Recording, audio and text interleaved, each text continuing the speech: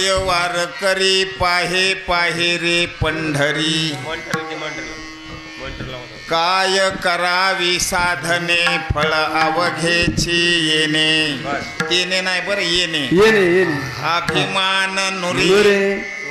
अभिमान नुरे कोड अवघेची पुरे काय करावी साधने फळ अवघेची येणे तुका म्हणे डोळा विठू बैसला सावळा काय करावी साधने फळ अवघेची येणे विठ्ठल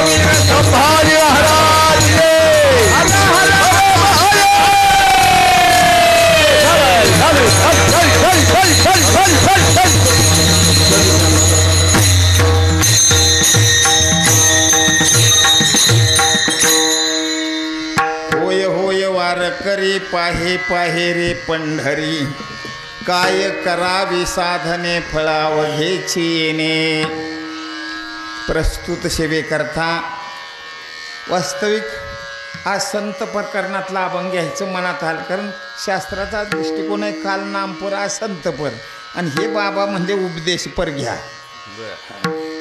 म्हणून आणि ज्यांच्या राजधानीमध्ये आपण बसलो ही देवाची राजधानी आहे प्रेमानो दिवाची राजधानी वेगळी देवाची राजधानी वेगळी आणि याच्या पुढे संतांची राजधानी वेगळी संतांच्या राजधानीमध्ये जीवन जगणारा तो कृतार्थ होत असतो देहाच्या शेवटी संसाराच्या राजधानीमध्ये वावरणारा जीव देहाच्या शेवटी अधोगतीला जातो आणि देवाच्या राजधानीमध्ये जो हरिकथेला येतो ना तो कसाही असू द्या मी नाही ज्ञानेश्वरी सांगते अपिचेत स्वदुराचारो भजते मामानन्य भाग साधुर्य व समंथव्य समगव्यवशितोयसा खाली ओव्याली आधी जरी तो दुराचारी तरी सर्वोत्तमचे अवधारी जैसा बुडाला महापुरी न मरता निघाला आज देवाच्याच राजधानीमध्ये जी लोक हरिकथेला हजर असतील ना चोर असू द्या डाकू असू द्या देहाच्या शेवटी देवा घरी जाणार विठ्ठल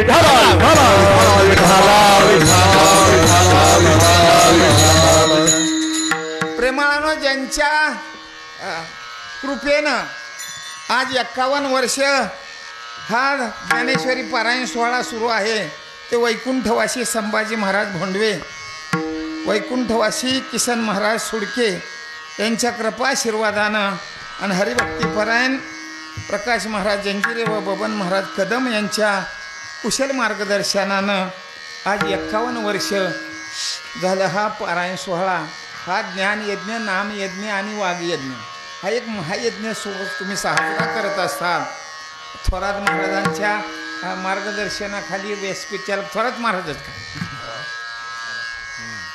हा पारायण सोहळा चालू आहे म्हणून आज दुसऱ्या दिवसाची कीर्तन सेवा ही गायक मंडळी त्यांचा ना आमचा पुराणापासून संबंध आहे, जवळजवळ 40 वर्षापासून.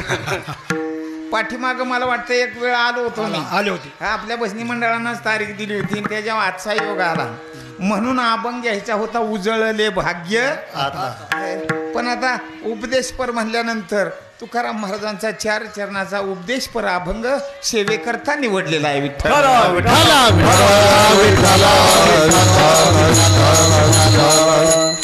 ज्याच्या कृपेनं नरदेह मिळाला, ज्याच्या सत्तेनं आजपर्यंत आपलं सगळ्यांचं डोळं उघडायचं आणि ज्याच्याच सत्तेनं देहाच्या शेवटी सद्गतीमध्ये भगवंताच्या भूमीमध्ये आपल्याला जाण्याचा योग येणार आहे, अशा भगवंताच्या भूमीमध्ये आपण एकत्र आलो. त्या भगवंताचं स्मरण करून थोड्याशा वेळामध्ये आपल्याला कथाभाग उरकायचा. महायोग पीठे तटे भीमरथ्याम वरम पुंडरीकाय धातु मुनींद्रे समागत्य तिष्ठन्तमानंद कन्नम परब्रह्मलिंगम भजे पांडुरंगम. पांडुरंगा करू प्रथम नमन, पांडुरंगा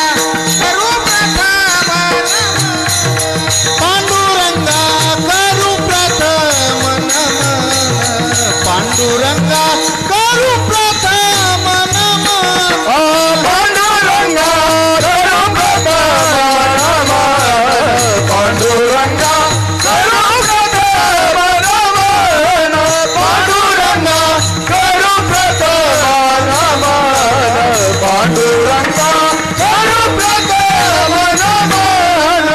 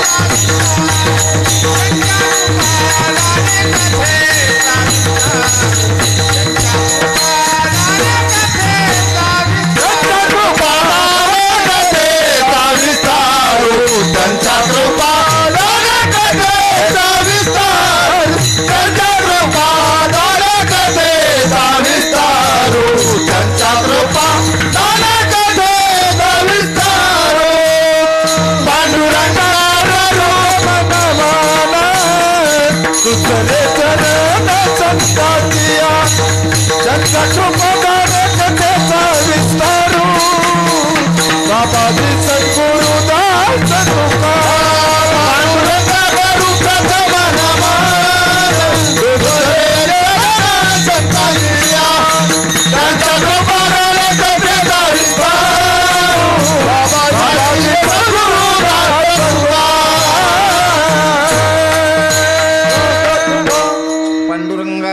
प्रथम नमन दुसरे चरण संतांचिया.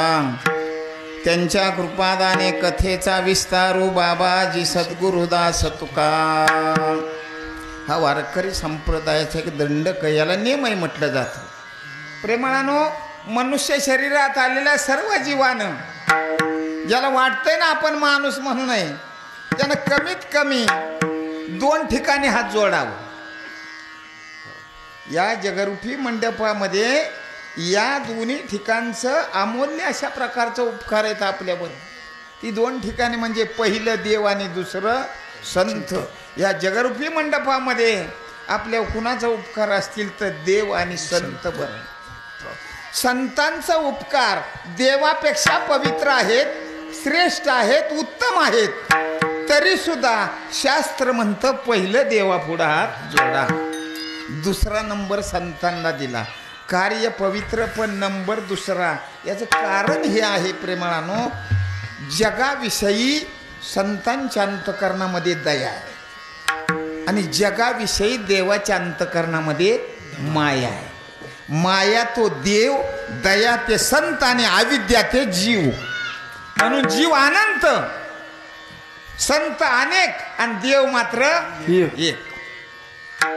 सोपं सांगतो तुम्हाला, माणसाचं शरीर मिळून ज्याला चांगलं आवडत नाही ना, त्याला शास्त्रानं जीव म्हटलेलं आहे. पावोनी मनुष्यपणा सोन साधी ब्रह्मज्ञाना तो लांडा गर्द बजा पुढचं तो ह्यांना झपायचं नाही म्हणून सांगायचं कॅन्सल विठ्ठल. त्याला शास्त्रानं जीव म्हटलेलं आहे. जगात जेवढी माणसं देवाने जन्माला घातली ना, खताडे असू द्या, पेथाडे असू द्या, दुष्ट असू द्या, दुराचारी असू द्या, चोर असू द्या, सगळ्यांचं भलं आणि कल्याण व्हावं म्हणून तळमळ आणि प्रयत्न करतात. त्यांना संत म्हणावं आणि फक्त आपल्या पार्टीसाठी प्रयत्न करतो त्याला देव म्हणावं.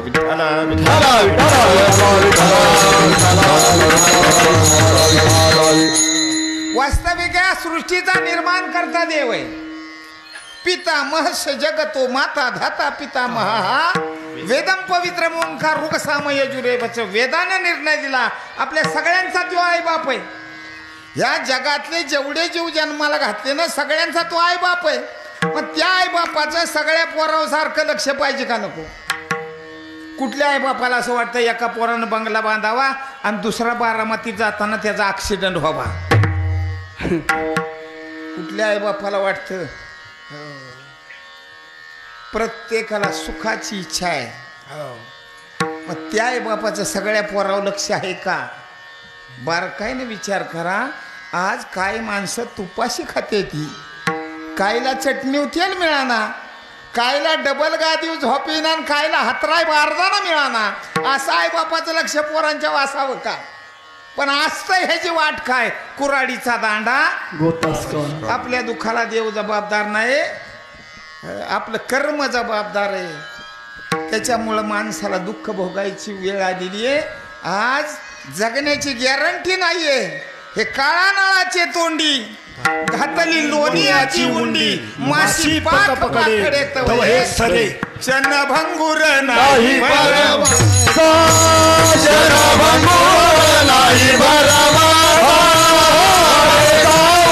तोडा मायाच्या, वारे सावध तोडा मायाच्या, नचले मग गळा पडला फासा, काही नचले मग गळा पडला फासा, हुशार थोडा हे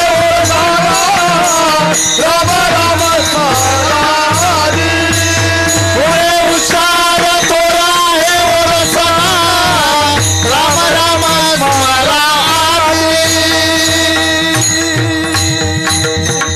आज जगण्याची गॅरंटी राहिलेली नाहीये. मग तुम्ही मला सांगा, एक तर माणसाचं शरीर मागून सुद्धा मिळाना, स्वर्गीचे अमर इच्छिताती देवा मृत्यूलोकी व्हावा जन्म. आम्हाला माणसाच्या जन्माला घाला ना बारडगाव मध्ये, मागत्यात देव वरलं तरी त्यांना मिळाला ना. आपल्याला सहजासहजी फुकट मिळाला. बरं फुकट मिळाला, हे त्यानं केलेले उपकार आहेत. बरं माणसाचं शरीर मिळाले, पण प्रेमळानं एक ना एक दिवस आपल्याला बारडगाव सोडायचे. काय तुमच्या गावात एखादा असा बहादर पट्ट्या, काय जरी झालं तरी गावात ना आपण हलणार नाही? सांगा ना तुम्ही. मरायचंय ना सगळ्यांना? का कोण आहे तुमच्या गावात मी मरणारच नाही असा? मरायचंय एक ना एक दिवस, मरायचंय. कशासाठी मरायचं? पुन्हा जन्माला माघारी येण्यासाठी. माघारी कशासाठी आला? एक दिवस मरायसाठी. मरायचं कशासाठी? परत यायसाठी. ना आला कशासाठी? तर पुनरपि जननम पुनरपि मरणम पुनरपि जननी जठरे शयनम. माऊली सांगतात उपजेते नाशे नाशिले पुनरपि दिशे, हे घटका यंत्र जैसे परिभ्रम. या सृष्टीचं चक्र आहे प्रेमाळानो. कितीतरी मरते ती मेलेली माघारी.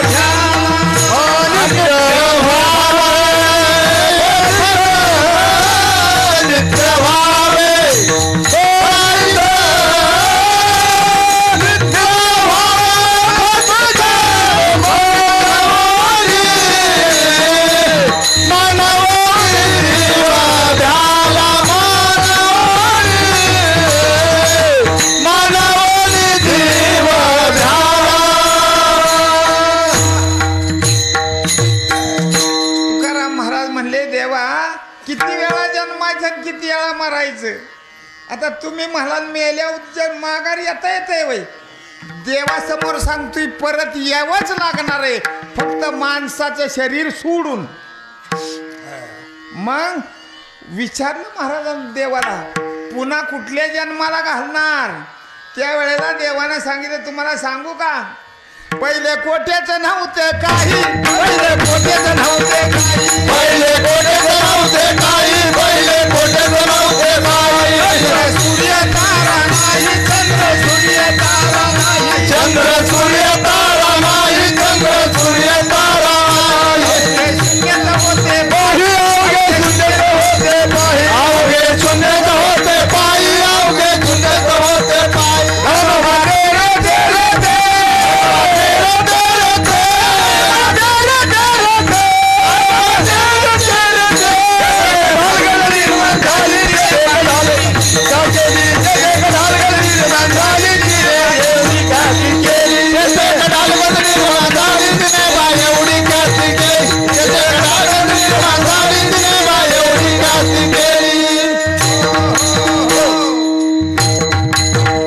भगवान सांगतात मी एकटा होतो, काहीच नव्हतं.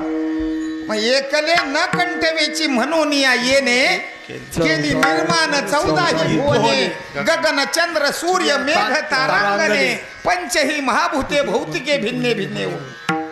एकट्या देवाला टाइमपास होईना कर्मानाच, आणि सरळ गणित आहे. एकट्याला दिवस जात नाही. विनखरी बघा ना पाऱ्याचा, एकदा कीर्तन संपल्यानं एकटा टुंग टुंग एक तास त्याला अख्ख्या 10 तासासारखा जातो, टाइमपास होत नाही. पण एकाला दुसरा गप्पा माराय असला तर दिवस कुठं जातो ती विकळत. तसं एकट्या देवाला चैन पडाना, टाइमपास होईना. म्हणून सृष्टी निर्माण करायची इच्छा झाली. पहिल्यांदा पंचमहाभूतावरनं खाली पाठवली, पृथ्वी आप तेज वायू आकाश. ही पंचमहाभूत जन्माला घातली. आणि आपल्याला अनेक जोडीदार असावं म्हणून देवानं वैकुंठावरून 84 लक्ष जातीची शरीरं खाली या मृत्यूलोकात पाठवली. हिशोब करा, पहिल्यांदा 20 लक्ष योनी वृक्षा माझी घ्याव्या, 9 लक्ष भोगाव्या जलचरी. पहिल्यांदा 20 लाख जातीची झाडं जन्माला घातली. झाडं ज्याच्यात टवटवी आहे ना त्याच्यात जीव आहे. जे झाड वटून गेले आपण म्हणतोय ते मेलय, वटलेल्या झाडात जीव नाही, पण ज्याच्यात टवटवी आहे त्याच्यात जीव आहे. असली झाडांची शरीरं 20 लाख, पाण्यात राहणारी 9 लाख, खेकडं इरुळ मास वाम पापलेट वगैरे वगैरे. जी पाण्यात राहणारी शरीर आहेत ना 9 लाख जातीची शरीर आहे ती पाण्यात राहणारी. 29 झाली का, 11 लक्ष योनी किड्या माझी घ्याव्या, 10 लक्ष भोगाव्या पक्षामध्ये.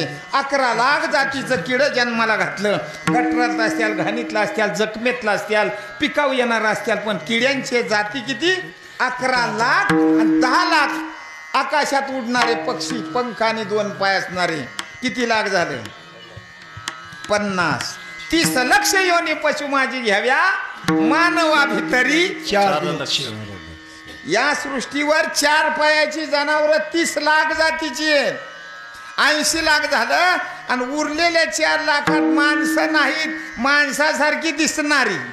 त्याच्यात राक्षस आली, हडळी आल्या, माकडं आली की ज्यांच्या हातापायाला बोट आहेत ना अशी 4 लाखात. 84 लक्ष योनी सद्गुण पाहे परत होनी, तो निजात्म प्राप्ती लागोनी न दिसे कोणी अधिकारी. आणि एवढा खटाटोप केला आणि देवाला वाटलं कसं काय बघावं. माघारी फिरून जर खाली बघितलं ना तर देवाला मनासारखं दुःख झालं. अरे एवढी 84 लाख शरीरं जन्माला घातली, एक झाडं सोडली ना तर बाकी सगळ्या शरीराला डोळं दिलं. चिलटाला सुद्धा डोळं आहेत का ना, कुत्र्याला डोळं, मांजराला डोळं, सगळ्या शरीराला, भूमीला डोळं, सगळ्यांना डोळं दिलं. पण त्या डोळ्यानं यांना मला पाहता येईना.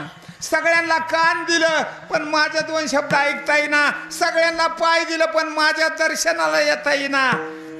हे सगळं देवाला दुःख झालं. आयुष्यात देखोनी सृष्टी ते सुख न वाटे देवा ते, मग मानवी प्रकृती ते बहुत आदरे निर्मिले. सगळ्याच्या शेवटी देवानं विचार करून प्रेमळानो या मनुष्य शरीराची योजना तयार केली. सुंदर प्रकारचं शरीर, सुंदर प्रकारचे सगळी इंद्रिय आणि असली सुंदर शरीर भगवंतानं निर्माण केली आणि खाली पाठवली. त्यापैकी तुम्ही आम्ही सगळेजण. तुम्ही देवाचा उपकार समजाय पाहिजे का नाही. मागचा जे हिशोब सांगितला आहे तिकडे जन्माला घातल्यावर काय झालं असतं. किड्या माकुड्यात म्हणा, कुत्र्या मांजरात म्हणा, पशुपशवादिकात. म्हणून देवाचं उपकार समजून का होईना तिथं हात जोडलं पाहिजे. भले उशिरा का होईना. बहुत जन्मा अंती जोडी लागली ते हाती, जोडी लागली ते हाती, जोडी लागली ते हाती.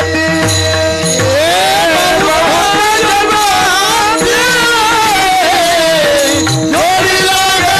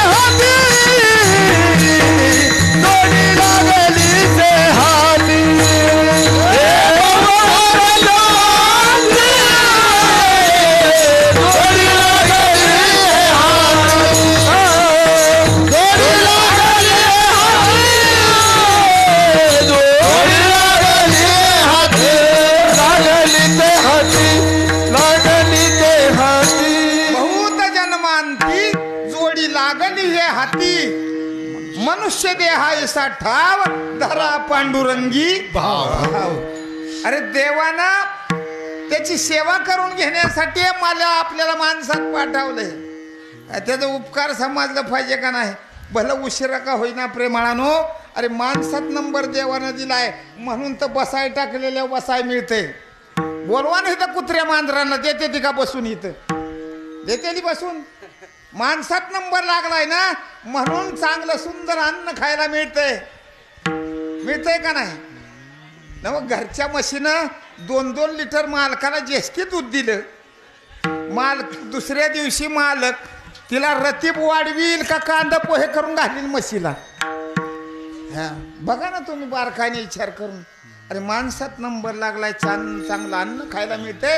माणसात नंबर लागलाय म्हणून प्लास्टरच्या घरात राहायला मिळते. माणसात नंबर लागलाय म्हणून सुंदर साड्या वापरायला मिळतात. दारातल्या म्हशीला वाटत नसेल वय निदान दिवाळीला तरी मालकाने एखादी इरकल मला घ्यावी. वाटतंय का नाही तिला. वाटतंय पाहिजे पण मिळत नाही ना. हे सगळं सुंदर भोग माणसं भोगतात आणि असलं सुंदर शरीर देवानं तुम्हा आम्हा मंडळीला फुकट दिलं. बरं जेने हा जीव दिला दान तयाचे करी चिंतन. त्याचं चिंतन करण्यासाठी दिलं. पण अनुभव वेगळा आला. माणसं रात्रंदिवस संसारामध्ये धडपडत बसली. व कशासाठी धडपड माणसं करतात. चांगलं होण्यासाठी. ह्याच्यात काय घावल त्याच्यात काय धावल त्याच्यात काय धावल. अनेकांची अनेक साधनं चांगलं होण्यासाठी चाललेत का ना. माणूस व्यापार करते चांगलं होण्यासाठी, शेती करते चांगलं होण्यासाठी, नोकरी करते चांगलं होण्यासाठी, व्यापार करते चांगलं होण्यासाठी, बाजारात दलाली करते ती माणसं चांगलं होण्यासाठी, 4 पैसे मिळण्यासाठी अनेकांची अनेक साधनं. पण जे साधनं अंमलात आणाय पाहिजे तिकडं लक्ष नसल्यामुळं संध्याकाळी बघावं तर गडी सुतकात गावलाय. तोंड वाकड. म्हणजे इच्छेप्रमाणे जर मिळालं नाही ना तर माणसाला ऑटोमॅटिक दुःख होत आहे. मग साधन प्रयत्न तुमच्या हातात आहे प्रेमाळानं. साधन देवाच्या हातात आहे. तुम्हाला किती द्यायचं बरं किती द्यायचं. हा महाराजांना आलेला अनुभव आहे. ते सुद्धा संसारच होते ना. आमच्या ज्ञानोबरायने सांगितलं अरे संसारात फक्त भास आहे भास. संसार सुख देणारा सांगू का ज्ञानेश्वरी. मला अभंगच घ्यायचा होता. भाव धरून या वाचा ज्ञानेश्वरी. माऊली ज्ञानेश्वरी मध्ये म्हणतात भगवान अर्जुना पहा ही आघावी बोधी सांगपा सर्प फणीची सावली ती शीतल होईल केतुली मुशकाची. मुशक म्हणजे उंदीर. उन्हाळ्याच्या दिवसामध्ये कार ऊन सूर्य मध्यावर आलाय आणि काळ्या भोर जमिनीला भळी पडलेली असतात ना, पिकं निघाल्यावर एका भळीतनं दुपारच्या 12 वाजता एक उंदीर बाहेर पडला. आता तापलेल्या मातीचं चटकं पोटाला बसतात आणि उन्हाचं चटकं पाठीला बसतात. तो बिचारा घायाळ झालाय. सावली कुठे आहे? सावली दिसतेय का? इकडून तिकडं तिकडून इकडं इकडून तिकडं फिरतोय सावली शोधण्याकरता. त्याला लांब सावली दिसली हो. एक विषारी नाग फळा काढून एका विशिष्ट ठिकाणी बघतोय आणि त्या फळीची पडलेली सावली लांब ह्या उंदराला पाहिसले. भगवान सांगतायत सांग अर्जुना तू मोठ्या आनंदानं हा उंदीर हो त्या सावलीकडे निघालाय. सांग ती सावली ह्याला सुख देईल का ह्याचा जीव घेईल? काय विशेष आहे? सांग ती सर्पफणाची सावली ती शीतल होईल केतुली मुशकाशी. ती कसे उंदराला सुख देईल? तसं संसार रूपी सर्पाखाली तुम्ही आम्ही इकडून तिकडे तिकडून इकडे कशात काय गावल कशात. अरे हे संसार एक ना एक दिवस तुम्हाला घराच्या बाहेर काढल्याशिवाय सोडीत. मग संतांनी संसार केला का नाही? केला ना. तुम्ही संसार सोडा ना म्हणून आम्ही संसार केला. साधू संतांनी बी संसार केला ना, पण त्यांना माहिती आहे ही अवलाद ही सापाची अवलाद आहे. ह्याला किती बी दूध पाजलं तरी एक ना एक दिवस ते आपल्या जातीव गेल्याशिवाय राहणार नाही. किती दिवस सापाला दूध पाजल्यावर मैत्री करील? एक ना एक दिवस तो ते आपल्या जातीव जाणार. बरं म्हणून रुसलो संसारा सर्प हा विखार पांढरा तू जशी अंतर रे दातारा या दावेदारा संगाती. संसार दुःखाला कारणीभूत आहे. ज्ञानोपरायने सांगितलं संसारी सुख आहे हे बोलण्याची सार केनो हे तरी विद्युत पुरणे कान पाहे जगा माझी. विजेच्या चमकण्यानं उजेड पडतो का नाही? चमकल्यावर का उजाडत नाही? उजेड पडतो. वीज चमकल्या उजेड पडतो का उजाडतय? वीज चमकल्या उजेड पडतो पण किती क्षणात अर्ध्या सेकंदात पुन्हा अंधार. तसं संसारात पहिल्यांदा सुख आहे आणि आयुष्यभर मात्र दुःख आहे. दुःख आहे. दुःख बांधवडी आहे हा संसार सुखाचा विचार नाही कोठे. सुखाचा विचार नाही कोठे. दुःख बांधवडी आहे हा संसार सुखाचा विचार नाही कोठे. सुखाचा विचार नाही कोठे. बांधवाडी आहे हा संसार. बांधवाडी आहे हा संसार. बांधवाडी आहे हा संसार. बांधवाडी आहे हा संसार. बांधवाडी आहे हा संसार. सुखाचा विचार नाही कोठे. सुखाचा विचार नाही बांधवाडी आहे हा संसार. सुखाचा विचार नाही कोठे. सुखाचा विचार नाही कोठे.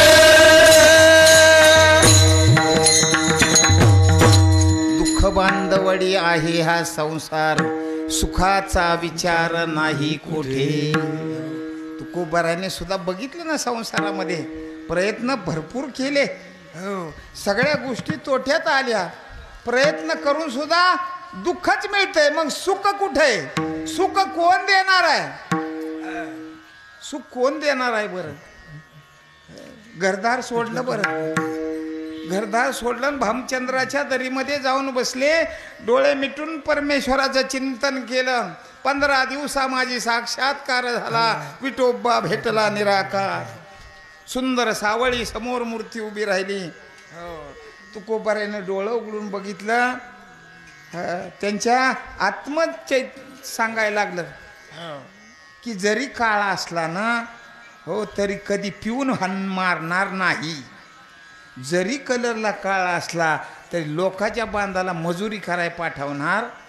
मनातल्या इच्छा पूर्ण केल्या तर हेच करू शकतो.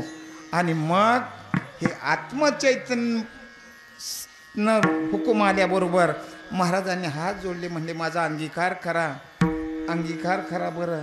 आणि त्याच भामचंद्रावर तुकोबरायने पांडुरंगाशी लग्न केलं. देवाच्या नावानं गळ्यामध्ये पवित्र मंगळसूत्र घातलं आणि ठरावलं आता ज्याचे निघावे घर त्याचा करावा संसार. रात्रंदिवस पांडुरंग ध्यानी, पांडुरंग ध्यानी, पांडुरंग ध्यानी, पांडुरंग मानी, पांडुरंग ध्यानी, पांडुरंग मानी, पांडुरंग ध्यानी, पांडुरंग मानी, जगदंब मानी,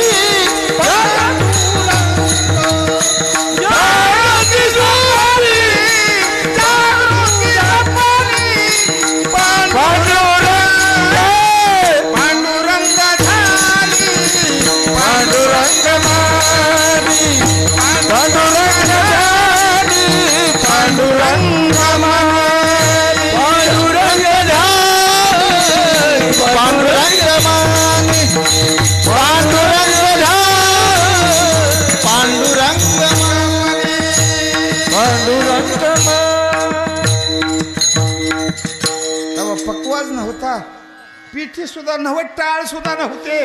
2 हातामध्ये 2 दगड घेतला आणि फक्त रामकृष्ण हरी, रामकृष्ण हरी नामाचा अभिमानी भगवान न बोलावता एक दिवस तुकोबराईंच्या घरी आला. बरं पाहुणे घराशी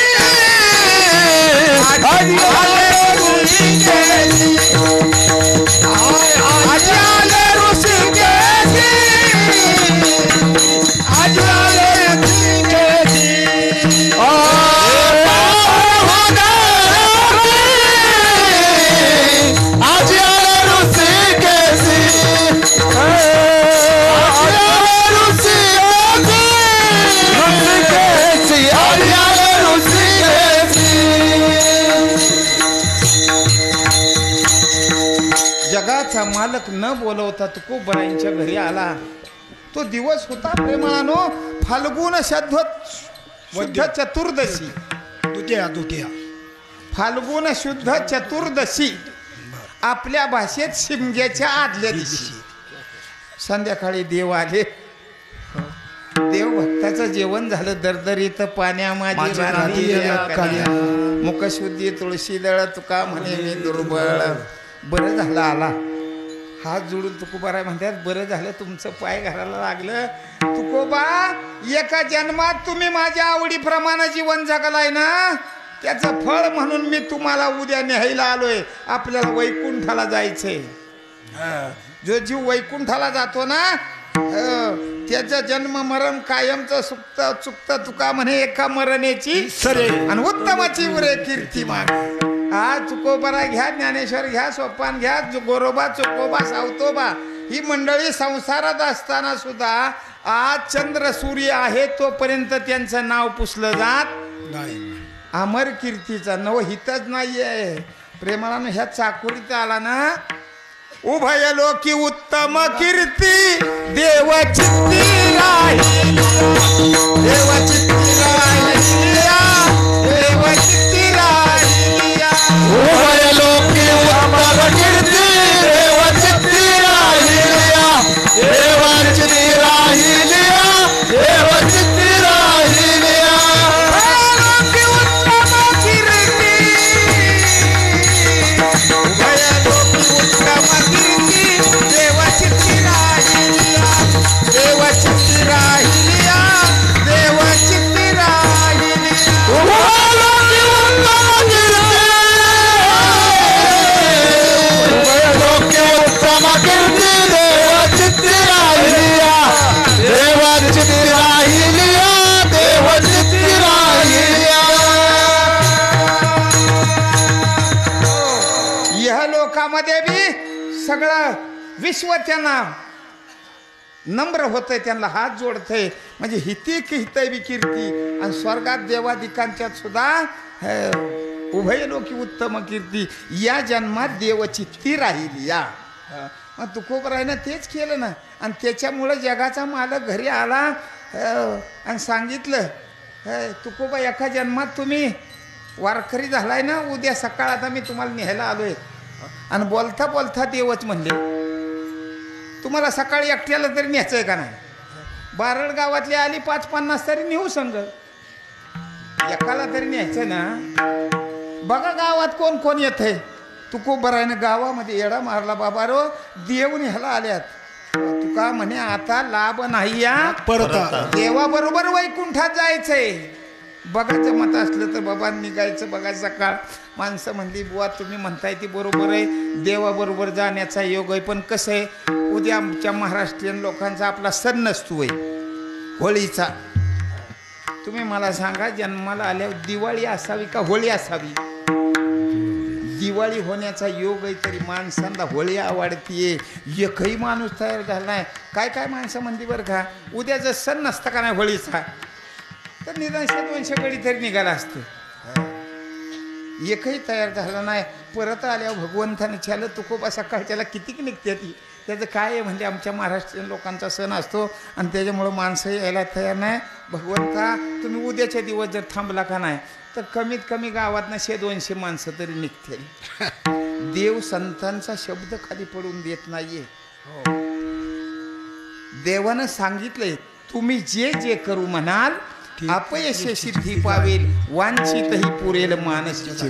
तुम्ही कुठली गोष्ट इच्छा करा, पूर्ण करण्याची जबाबदारी माझ्यावर आहे. बरं, मग तुकोबाराने विनंती केली, सणामुळं लोक ना देवा उद्या देव थांबा की. झालं बाबा, देव थांबलेत. तुकोबारांच्या तळमळीमुळं पौर्णिमेचा दिवस उगवला, संध्याकाळी होळीचा कार्यक्रम झाला आणि माणसं पोळ्या खाऊन बोंबा मारून झोपली. प्रतिपदेचा दिवस उजाडला आणि तुकोबारायना देव म्हणतात, काल तळमळीनं तुमच्या गावात दिवस काढलाय. बघा ना, आता सकाळी सकाळी लवकर गावात नाही या कोण येत असेल तर आपलं नेऊ. तुकोबारायच्या वेळेला गावात गेले. बाबानो, कालचा दिवस तळमळीने रे देवाला थांबून घेतलंय. बघा असला योग पुन्हा नाही याचा. येत असलं तर चला. काय काय गाडी म्हणजे, बुवा तुम्हाला कवा अक्कल याची? म्हणजे झालं काय? अहो, आजचा दिवस म्हणजे वर्षातनं आमच्या करता स्पेशल दिवस असतो. काय असतं शिमग्याच्या दुसऱ्या दिवशी? दुलवड. माणसाला काय खावणं खळाना, काय पिणं खळाना, बुद्धी भ्रष्ट होती. बुद्धी भ्रष्ट होते. आणि सांगू का, या शरीराचं लवकरात लवकर वाटोळ जर होत असेल, त्या विषारी दारूमुळं होतं. बरं, नका त्या भानगडीत पडो. तात्पर्य हे आहे, नाहीच कुणी आलं नाही ना. म्हणजे देव जर म्हणला नाही, माणशी 2-2 हजार रुपये देतो, तरी बी आज आम्हाला जमणार, देवाबरोबर यायला जमणार नाहीये. शेवटी देवानं सांगितलं, तुकोबा निदान घरचं कुणी येते का बघा. म्हणले, आवडे इथे का आगा असला योग नाही पुन्हा याचा. म्हणली, माझ्या म्हशीच्या दारा कुणी हो काढायच्या तुमच्या बरं आल्या. त्याला सुद्धा तुम्हाला सांगू का, तिळ तिळ पुण्य साचा पडे, तरी हे बहुता जन्मी जोडे, नाम तुझे वाचेशी आतुडे, समागम घडे संताचा. हे घडण्याकरता सुद्धा तिळ तिळ अनंत जन्माचं पुण्य असावं लागतं, तेव्हा हे घडतं बाबानो. आणि मग नाही ना, पत्नी सुद्धा नाही, एकटे महाराज वैकुंठाला गेले. आता तिथला हिशोब सांगतो, ज्ञानेश्वरीचं पारायण म्हणून. जेत महासिद्धीचे भांडारे, अमृताची कोठारे, जे गावी खिल्लारे कामधेनूंची. मनाच्या इच्छा पूर्ण करणाऱ्या कामधेनू गायींचे कळप आहे. जे राम अवतारामध्ये प्रभू रामचंद्राचे गुरु वशिष्ठ, त्यांच्याकडे एक कामधेनू होते, पण वैकुंठात अशा कामधेनू गायींचे कळपचे कळप. बर, प्यायला अमृताच्या भरलेल्या विहिरी एक थेंब जर माणसाला मिळाला ना, तर चंद्र सूर्य येतोपर्यंत माणूस मृत होत नाही, म्हणजे मरत नाही. त्याचं नाव आहे अमृत. आणि अशा अमृताच्या भरलेल्या विहिरी कोठारे. तुकोबारायनं तिथं नेलं. म्हणले, हे बघा, हे अमृताची कोठारे. तिथं गेलेल्या माणसाची अवस्था ज्ञानोबाराय सांगतात, तो अवसरे मज सारखा होईल, ऐसा हनभाव तुझं जाईल, हा गा अमृतात राहील तया मरण कैसे. एक थेंब मिळण्यासाठी देवांचा राजा इंद्र, त्याला 100 यत्न करावं लागलं एक थेंब अमृत मिळायसाठी. आणि अशा अमृताच्या भरलेल्या विहिरीच्या तिथं तुकोबरायना वैकुंठात नेलं. म्हणजे अमृत प्या. आता मनाची इच्छा कामधेनु कुठं पूर्ण करा. या सोन्याच्या पलंगावर लोळा घोळा आता आईश करा. एका जन्मात तुम्ही केलंय नाही, आता आईश करा कायम. लाखो नो कोट्यावधी वर्ष आईश करा. तुकाराम महाराज म्हणजे देवा तुझं सोपस्कार चांगलं आहे ते, पण इथं भजन वगैरे असतं का? म्हणजे तसलं काय नाही. तर आळंदी पंढरपूर वारी नाही, कीर्तन अजिबात नाही, नुसतं आता मजा करा. तुकाराम महाराज ती मजा भोगण्यातले नव्हते. म्हणले देवा जर इथं भजन नसेल, इथं कीर्तन नसेल, इथं आळंदी पंढरपूर वारी नसेल ना, तर नुसतं खाऊन ढिरमा किरमट ढेकर देण्यापेक्षा इथं आम्हाला जमत नाहीये. त्यापेक्षा असं करा, तुका म्हणे गर्भवासी, तुका म्हणे गर्भवासी, तुका म्हणे गर्भवासी, तुका म्हणे गर्भवासी,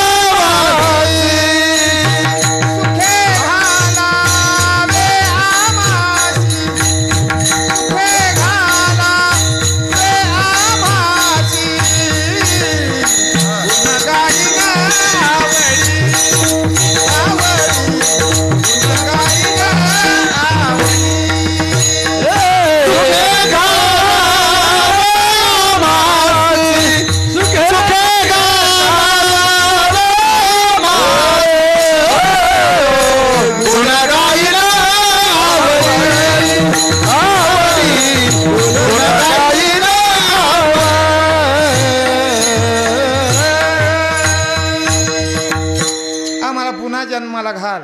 कशासाठी?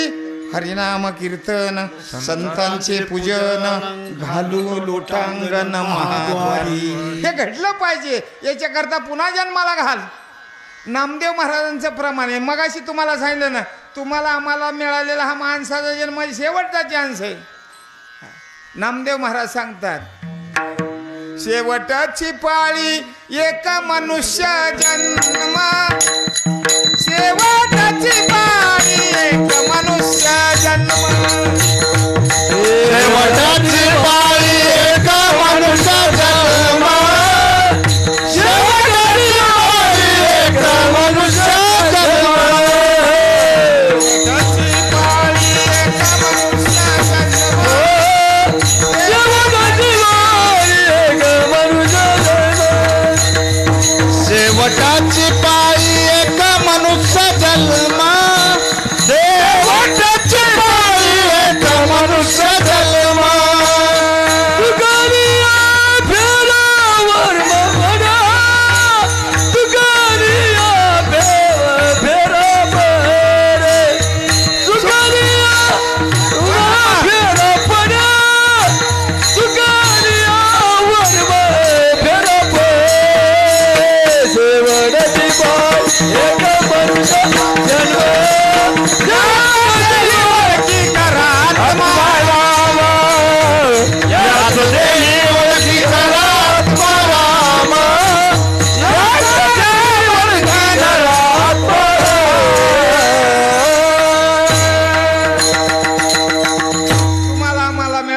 शेवटचा चान्स आहे प्रेमाळानो. मागुता हाची जन्म पावशी, भोगिले सुख दुःख जानशी, हे तो न घडे रे सायाशी, कार्य अंध होता जाणून या. तळमळीनं महाराज सांगतात, बाबा पुनर्वित्तम पुनर्मित्रम पुनर्भार्या पुनर्मही येतद सर्व पुनर्लभ्यम न शरीरम. माणसाचं शरीर पुन्हा मिळू शकत नाहीये, परंतु तुकाराम महाराजांनी देवाकडून सत्य करून घेतलं, पुन्हा जन्माला घाल. पण कशासाठी? संसारासाठी नाही बरं, हे घडावं. देवा तुझी भक्ती घडण्यासाठी पुन्हा जन्माला घाल.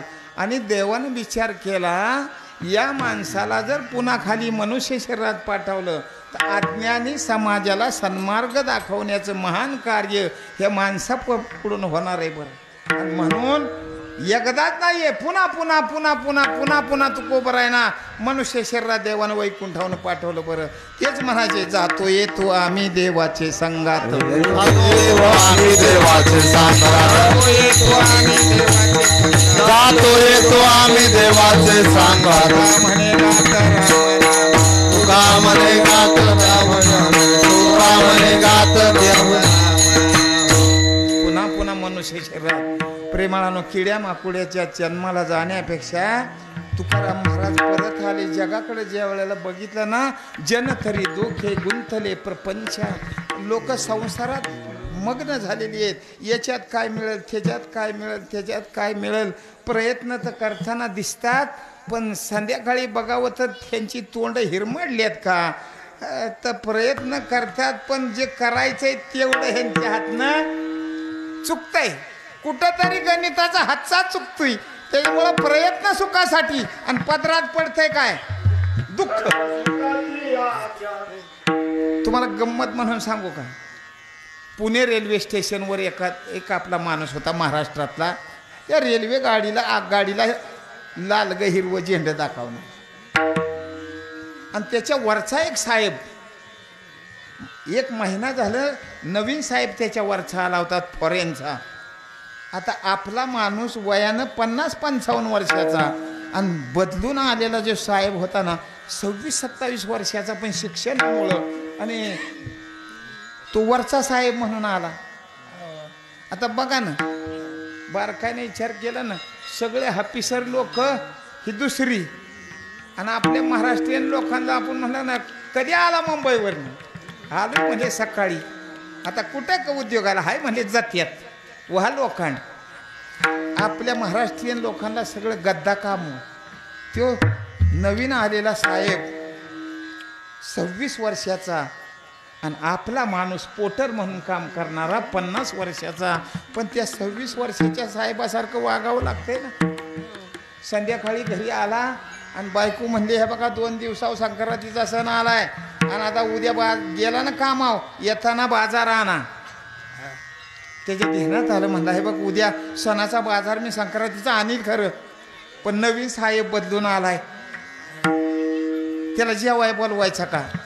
ती फॉरेनवरनं आलेला साहेब आहे, आणि त्याला जेवाय बोलावलं तर आपल्यावर लक्ष तरी माझ्यावर ठेवील.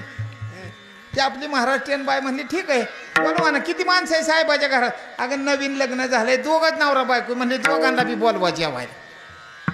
हा दुसऱ्या दिवशी कामावर गेल्या, म्हणला साहेब उद्या महाराष्ट्रीयन लोकांचा आमच्या संक्रांत नावाचा सण असतो महिलांचा, आणि तुम्ही आमच्या घरी गरिबाच्या घरी 2 घास जेवण करायला यावं. त्याचं तळमळीचं निमंत्रण त्या साहेबानं स्वीकारलं बुवा. त्यानं येताना डाळ गुळ तेल तूप सगळं काय आणलं. बायकोला सांगितलं, साहेब उद्याच्याला जेव्हा येणार आहे, स्वयंपाक असा कर. आता आपली बाय म्हणली, त्याची नका काळजी करू.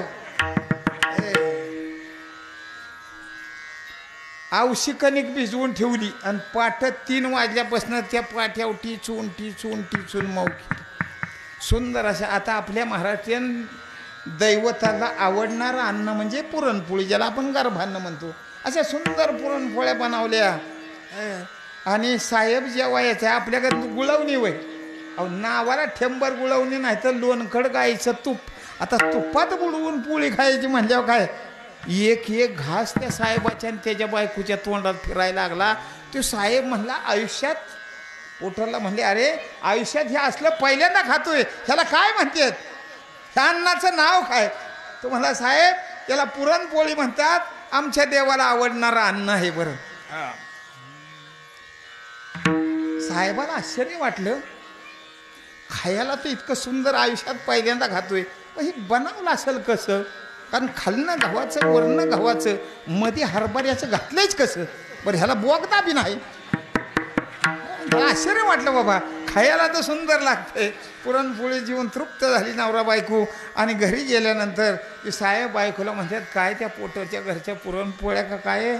अरे पुन्हा ती ध्यानात न जाय ना, उद्याच्याला आणि खाऊ वाटतात, पण पुन्हा त्याला कसं म्हणता येईल. ती बायांना कमीपणा म्हणल्यावर लय राग. तुम्हाला खायच्या त्या का म्हणली पोळ्या उद्या करा येतील, ती काय आईच्या पोटात शिकून आली का. मग साहेब म्हणले कराच. साहेब कामाला निघून गेले. आता हिला पडली, ही फॉरेनची बाई, हिला पडली पंचायत कशा करायच्या. माहिती घ्यावी म्हणून ती शेजारी पहिल्या काल जेवली तिथं आली होती. म्हणले का होता यार, तर म्हणले आमच्या मालकांना तुमचे ते कसले पुरणपोळे फार आवडले, थोडं करायचं होतं म्हणून थोडीशी माहिती पाहिजे होती. काय नाही म्हणले, सोपं गहू चांगलं बारीक दळून आणायचं, हाय मला माहिती. म्हणजे भिजवून चांगली कणिक करायची म्हणजे ती बी आहे माहिती. हरभऱ्याची डाळ चांगली शिजवून मऊ शिजवून वाटून पुरण करायचं म्हणजे ती आहे माहिती. आपली बाई म्हणजे सांगील एवढं माहिती आहेच म्हणती या, मग आधी कशाला. थोडीशी गंमत करावी म्हणून आपल्या बाईनं सांगितलं पुरण तयार करायचं आहे माहिती, कणिक तयार करायची आहे माहिती, आणि म्हणजे पुरणाचा उंडा करायचा आणि त्यात कणकीचा गोळा घालून लाटायच्या म्हणजे आहे माहिती. मग जा म्हणजे करजास पोळ्या, तुला सगळंच माहिती आहे ना. आता ही बिचारी गेली ना, कणिक तयार केली, पुरण तयारी केली, पण सांगितल्या पद्धतीने पुरणाच्या उंडात कणकीचा गोळा होते का पोळ्या. काही केलं तरी पोळी आहे ना, तिच्या लक्षात आलं. आणि विशेष सांगायचं म्हणजे ती साहेबाचं जे कुटुंब होतं ना, त्यांनी मानभाव पंथाची दीक्षा घेतलेली होती. आता ज्यांनी मानभाव पंथाची दीक्षा घेतली ना, त्या महिलांनी अंगावर काळ्या सावड्या वापरायच्या असतात. मानभाव पंथाची ज्यांनी दीक्षा घेतली त्या महिलांनी हातात बांगड्या वापरायच्या नसतात. आणि विशेष म्हणजे मानभाव पंथाची दीक्षा घेतली त्या महिलांनी डोक्याला केस राखायची नसतात. काही केल्या पोळी ना म्हणजे थोडा कुठंतरी चुकतंय. आणि मग तिने विचार केला, म्हणजे काल जेव्हा गेली होती तेव्हा तिच्या अंगावर काळी साडी होती आणि त्या गुलाबी साडीमुळं पोळ्या येत नसलेल्या. ती गुलाबी साडी सोडली, काळी साडी वापरली, पण रीत पुरणाच्या उंड्यात कणकीचा गोळा. काही गेल्या पोळी ना म्हणजे आता काय करावं बाबा, काय करावं, प्रयत्न विचार करीत बसली. मग तिच्या लक्षात आली, काल ती बाई जेवण वाढत होती तेव्हा तिच्या हातात एकही बांगडी नव्हती आणि ह्या बांगड्यामुळं घोटाळा होतोय. आणि चांगल्या बांगड्या फोडून टाकल्या आणि पोळ्या लाटायला बसली, पण पुरणाच्या उंड्यात कणकीचा गोळा. काही केलं तरी पोळी ना. शेवटी म्हणले कुठं चुकतंय ते लक्षात कसं येईना. मग त्या दारावनं जाण्याचा बहाणा केला आणि जाता जाता तिरक्या नजरेनं बघितलं तेव्हा तिच्या लक्षात आलं, म्हणजे डोळ्यात त्याच्यामुळं तर पोळ्या येईना. ती तिच्या डोक्याला केस कुठे ती त्या बाईच्या. लागलीच न्हावी बोलावला आणि चांगल्या टाळक्याचं चकूट करून टाक. तुम्ही मला सांगा, रीत चुकल्यानंतर चुकलियावर मग फेरा पडे, चुकलियावर मग फेरा पडे, चुकलियावर मग फेरा पडे, चुकलियावर मग फेरा पडे.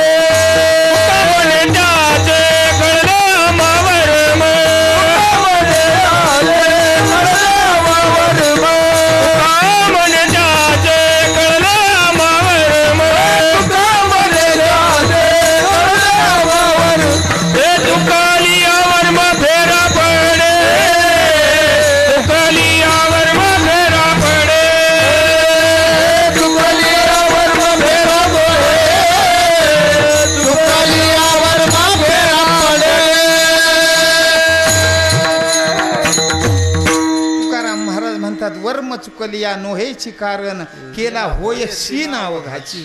शीन होतोय पण माणसाला मनासारखं घडत कुठंतरी चुकतंय. बरं, गणित चुकल्यानंतर प्रयत्न करताना दिसतात पण यश काय येत नाही, तर कुठंतरी हातचा चुकतोय म्हणून शीन होतोय. शीन झाला पण कार्य झालं. 15 दिवसावर जत्रा आली होती म्हणून घरातली एक म्हातारी म्हणजे जत्रेला पाहुणे रावळी येते आली, मोकळं बसण्यापेक्षा हाही 10-15 दिवस टाईम ना माळ्यावनं चिंध्या काढल्या, धुवून आणल्या, वाळवल्या आणि दुसऱ्या दिवशी सोमवारचा दिवस कापडा हातातली म्हणजे 2-4 वाकळा तरी शिवाव्या. त्या एवढी मोठी दोऱ्याची गुंडी एवढी सुई घेतली आणि सकाळी 9 वाजता बसली शिवायला. दिवसभर शिवली, दिवसभर शिवत होती. संध्याकाळी म्हणजे सोमवार आता बाद झालं, संध्याकाळचा स्वयंपाक करायचा आहे म्हणून त्या वाकळवनं उठली. किती झालंय म्हणून माघारी बघती या, तर त्या वाकळव एक सुद्धा येडा आला नव्हता. अहो एवढी मोठी दोऱ्याची गुंडी, एवढी सुई आहे, सुई दोरा वावलाय, बर हात बी दिवसभर चाललाय तरी बी येडा आला नाही. दिवसभर शिवून सगळं केलं ना, पण जे करायचंय तिकडे लक्ष नसल्या कारणानं शीन झाला, काम झालं. काय झालं, फक्त दोऱ्याला गाठ दिली नव्हती. दिवसभर सुई फुडन दोरा माग, सुई फुडन दोरा माग येडं काढीत बसली. बरं, तसं माणसाला शीन होतोय. का शीन होतोय माहितीये का? प्रयत्न तुम्ही करताय ना, पण सुख देणं देवाच्या हातात आहे. त्यानं सांगितलं देणारा मी आहे. तुकाराम महाराजांनी अनुभव घेतला, बरं अनुभव घेतला आणि जगाला सांगितलं, अरे सुख पाहिजे ना, तुम्ही ज्ञानोबा म्हणतात, देवा ते भजा, देव तुम्हा तुष्टात येईल, आईशी परस्परे घडेल प्रीतीचे. तुम्ही देवाची भक्ती केली ना, एक ना एक दिवस देवाला तुमचं समाधान वाटेल. आणि ज्या दिवशी देवाला तुमच्याबद्दल बरं वाटेल ना, मग भाग्याचे नि भडशे, उद्यमाचे नि मिशे, संपत्ती अपयशे घर. धंद्याच्या व्यापाराच्या कुठल्या ना कुठल्या रूपानं पैशाची धार घरामध्ये येत राहील, ती धार वाढत जाईल. तुम्ही फेकून जरी पैसे दिले का नाही, तरी पैसे घर सोडून जाऊ शकत. हा साधू संतांना आलेला अनुभव आहे. म्हणून तुकाराम महाराज पुन्हा जन्माला आले. परत आल्यानंतर सांगितलं जगाकडं, जग संसारात गुंतलंय ना, अरे संसार सोडावा लागत नाही बाबानो. संसार करत असताना काय करा, आपुला तो एक देव करून घ्यावा, आपुला तो एक देव करून घ्यावा, आपुला तो एक देव करून घ्यावा, आपुला तो एक देव करून घ्यावा, देवी न देवा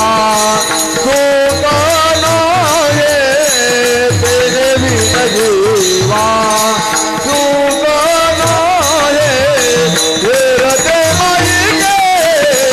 दुखाची जनानी, दुखाची जनानी, तेरे बिना जीवा सुखानो है, तेरे बिना जीवा सुखानो है, तेरा दिवाई के दुखाची जनानी, तेरा दिवाई के दुखाची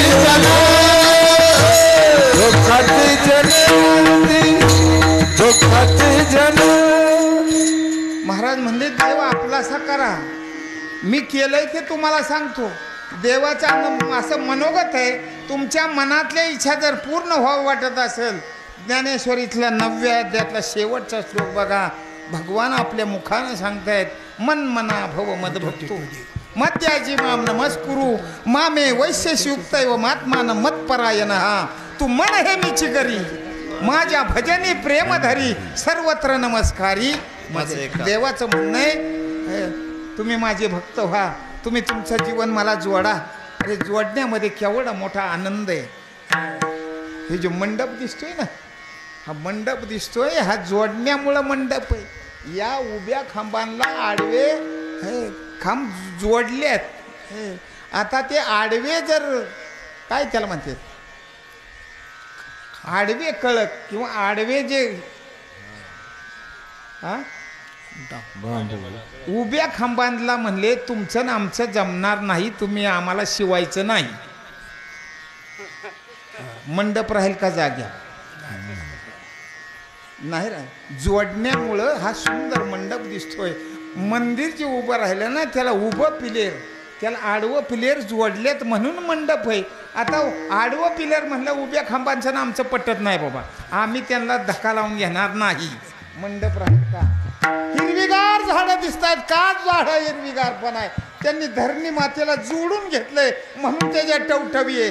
एखादं झाड म्हणलं जमिनीचं ना आमचं पटत नाहीये, आम्ही निघालो. झाड जमिनीला सोडून गेल्यावर राहील हिरवगार का? लवकर वाटोळ.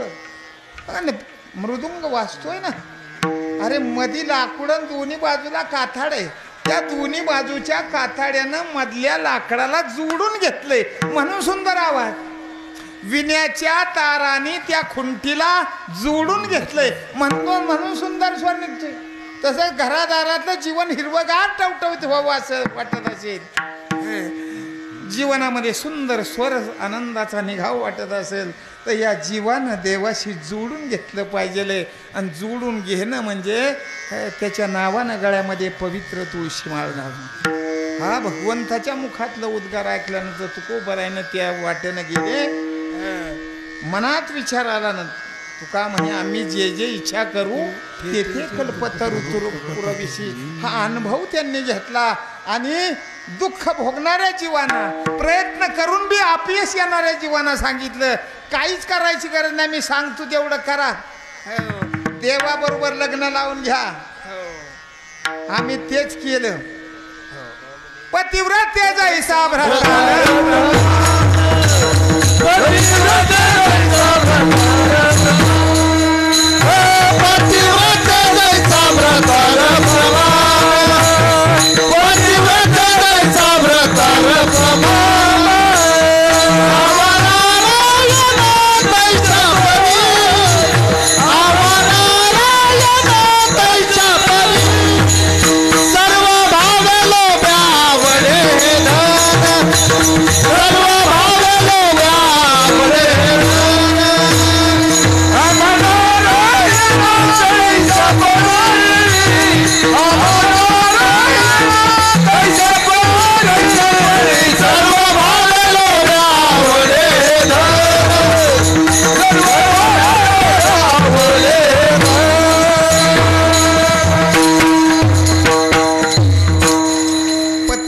जसा मालक प्रिय आहे ना, आम्हा नारायण तैसा परी, त्याच्यापेक्षा जास्ती देव आम्हाला आवडतो.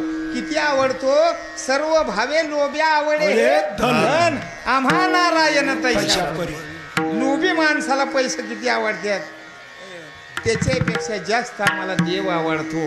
आणि तुम्ही मला सांगा ना, संसाराची जबाबदारी गड्यांच्या उलय का बायकांच्या उलय? तुमच्याकडे कसं आहे? संसाराची जबाबदारी घेणं देणं सगळं गड्यावलंय असतं का बायकावलंय असतं? गड्याव. गडी झालाय म्हणून तर दुःख आहे यार, बायका हो ना, गरजच नाही. आण मेल्या पाहिली तवा करती वाहिली. बायका होण्यात जेवढा आनंद आहे ना, तेवढा नवरा होण्यात आनंद नाही. नवरा होण्यात पण आपल्याला नवरा व्हायची लय हौस. नवरा मी कधी नवरा होईल. बरं झाला बाबा, योगायोगानं जमावलं. मुलाचं लग्न उचलून नवरीच्या गावाला जातं, तिथं हळदी लागतात, आंघोळ घातली जाते. आणि 7-8 पोरं तर त्या नवरदेवाला सजवायलाच असते. ती बेंद्राचा बैल सजावते. त्याला सजवायचा आणि घोड्यावर बसून आपण म्हणतो वरदवा निघालाय. तुमच्याकडे कोणत्या देवाला वरदवा जातो नवरदेवाचा? बाकीच्या देवळांना काय टाळ ठोकल्यात. मारुतीलाच का न्यायचा तर त्याच्याकडे बघून तरी ह्याचं डोळं उघडतं. वाकडं तिकडे हात जोडतो. मारुती म्हणतो मी बाबा नुसतं ऐकू नये, ज्याच्यात तू पडतोय ना त्याच्यात लय तरासन दुःख आहे, ते ऐकूनच मी ह्या भानगडीत पडलेलो. तू नादावला खरा, पण बघ बाबा तुझं तू बघून घे. ह्याला कळतच नाही ना. हात जोडला की पुन्हा घोड्यावर दुसरा इशारा ब्राह्मण देतो.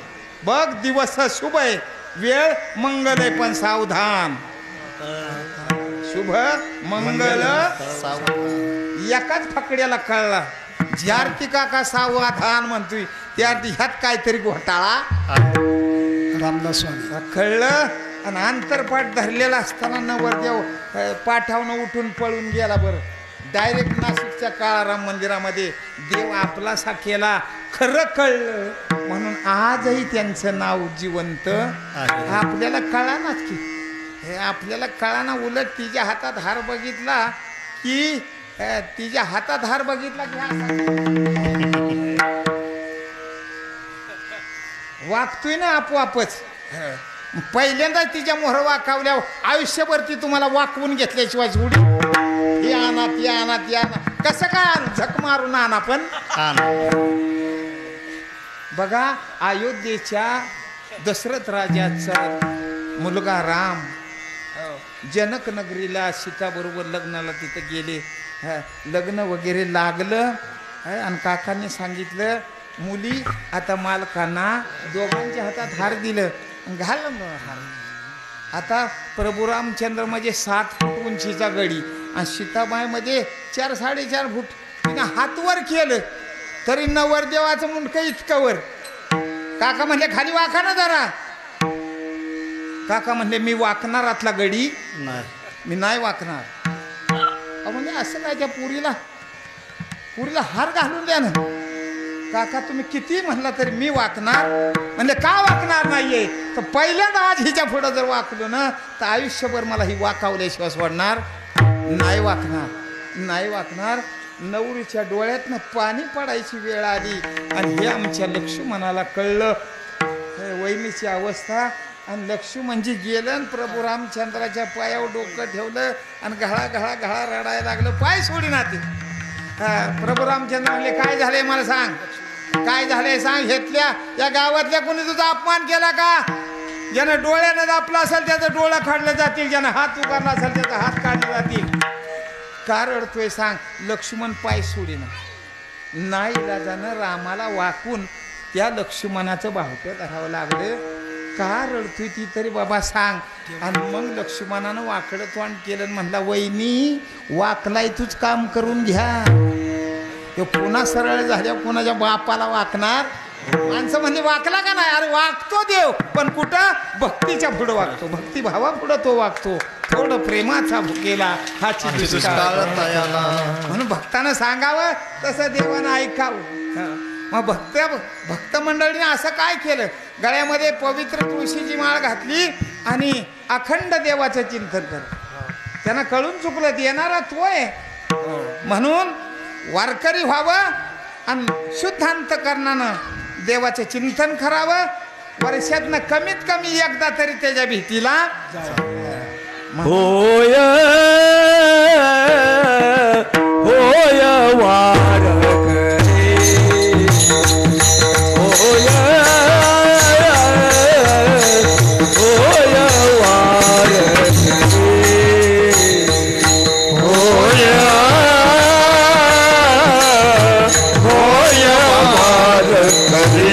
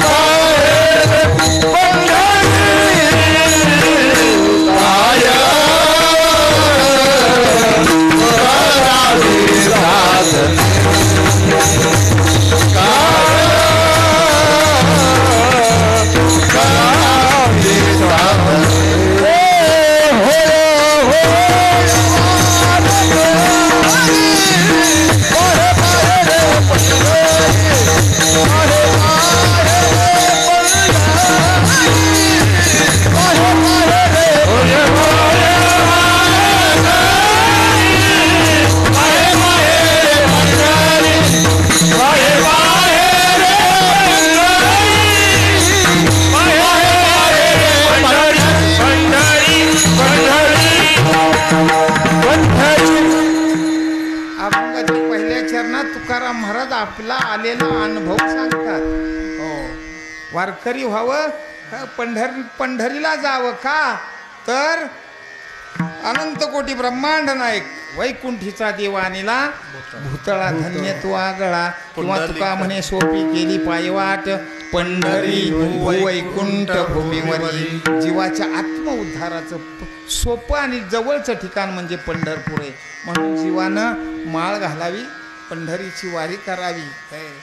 मग मात्र ही तुमची निष्ठा बघून देवाला एक ना एक दिवस वाटत येतं ह्याचं कायमचं भागवावं. पण देव हा परीक्षक आहे प्रेमानं. तुमच्या मनाचा भाव जाणल्याशिवाय तो आपलं देणार. अंतरची घेतो गोडी बाहेर गोडी भावाची. मला काय माणसं म्हणले, आप्पा तुम्ही सांगितल्यापासून जवळजवळ 15-16 वर्ष झालं आम्ही पंढरपूरची वारी राव करतो या, पण अजून गुण कसा फरक कसा पडणार संसारात पडणार. देवाची भक्ती कधीही फुकट जात नाही. पण कसं आहे, देव हा परीक्षेत आहे. आज जर बारकायनं बघितलं ना, गडी काय करतात, माळा घालते त्या आणि सगळ्यातनं परावृत्त झाल्यानंतर पुन्हा काढून खायला आणि पियाला सुरुवात करतात. आजची परिस्थिती, आज माणसं राष्ट्रवादीत आहे का नाही, आज राष्ट्रवादीत, पण एखाद्यानं नुसतं आजार दावलं की सरळ राष्ट्रवादीला सोडून भाजपमध्ये जाते. भाजपची माणसं पुन्हा शिवसेनेत जातात. एका ठिकाणी एका. मग जर माणसाचाच विश्वास नाही तर देव कसा तुमच्यावर विश्वास ठेवील. मग देव परीक्षा घेतो पण फळ दिल्याशिवाय राहत नाही. पण अरे सख्या त्याची पोरं 12-12 वर्ष वनवासात फिरावी लागली. चुकलंय ना तुमच्या कुंडा, भोगा तुमच्या कर्माची फळं. देवाच्या कामात लबाडी केली आणि फक्त मुठभर हरभर देवाला चुरून खाल्लं ह्या ब्राह्मणाच्या पोरानं. 18 वर्ष गरिबी, भोग तुझ्या कर्माची फळं. देव हा कार्य ब्रह्म आहे. मग तुमच्या अंतकरणाचा गोडी तो बघतो, तुमचा भाव किती आहे. संतांच्याकडे जर बघितलं ना, त्यांच्या संसारामध्ये काय दुःख नाही आलं का. अरे कितीतरी दुःख आलं पण त्यांचा बाणा होता, देह जावो जावो जावो जावो आठवा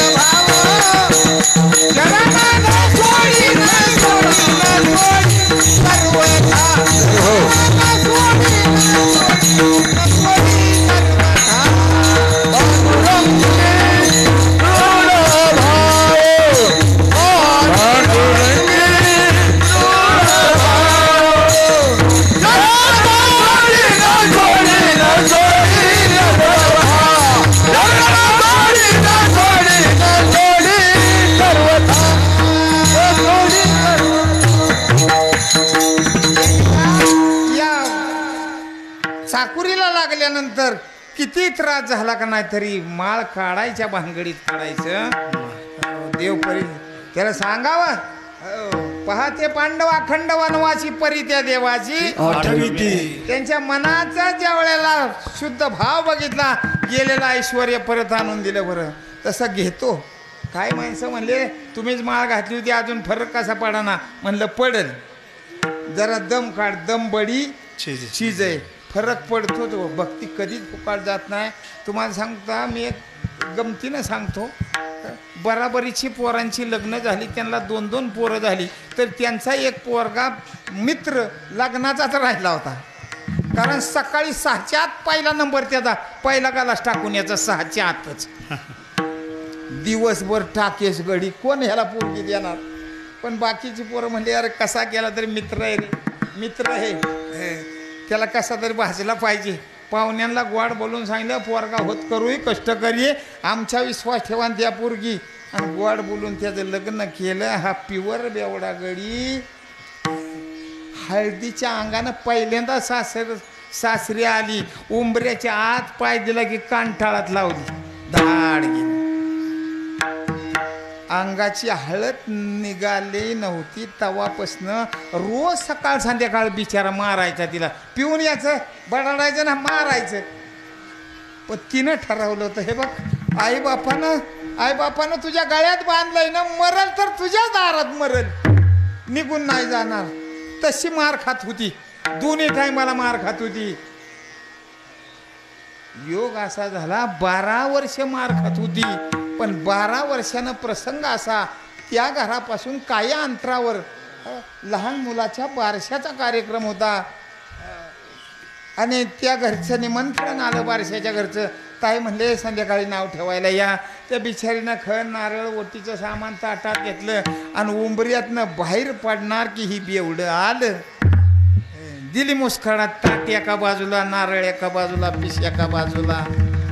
एक शब्दानं नाही बोलली बरं. आणि ही बेवडं आता बायको नाही म्हणल्यानंतर घरात शिरलं. या बिचारीनं सगळं खण नारळ ओटी सामान ताटात घेतलं आणि गेली ना बारशाच्या ठिकाणी नाव ठेवा. आता घरात कोणी नाही. मग ही बेवडं गावात आलं आणि चौकात बसलं वाट्यावर, गावाला शिव्या देत. इकडे नाव ठेवायचा कार्यक्रम पार पडला आणि त्याच घरातली एक महिला, हुशार महिला, माईक घेऊन उंबऱ्यात उभी राहिली. बाहेर जाणाऱ्या महिलेला नाव घेतल्याशिवाय बाहेर जायचं. आणि त्या पेचकांड्यात ही गावली किंवा 12 वर्ष दोन्ही टाइम मला मारतोय. सांगा ना, नाव दुसऱ्याचं घेऊन चालेल का?